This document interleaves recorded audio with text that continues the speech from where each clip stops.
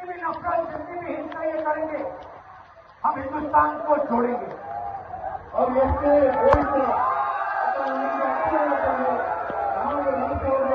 ಜನತೆ ಕಟ್ಟುವಂತ ಕೆಲಸ ಮಾಡುತ್ತೇವೆ. और बेरोजगारी का और ಕಾಂಗ್ರೆಸ್ ಪಾರ್ಟಿ ಸಮಸ್ಯೆ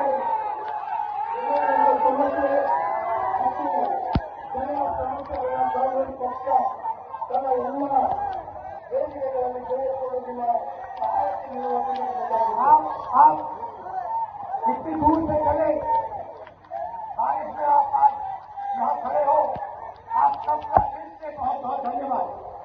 ನಾವು ಈ ಮಳೆಯಲ್ಲಿ ಜೊತೆಗೆ ಭಾಗವಹಿಸಿ ಜೊತೆಯಲ್ಲಿ ಬಂದಿರುವುದಕ್ಕಾಗಿ ನಾವೆಲ್ಲರಿಗೂ ಹೃದಯಪೂರ್ವಕದಿಂದ ವಂದನೆ ಅಭಿನಂದನೆಗಳನ್ನು और आज हम महात्मा गांधी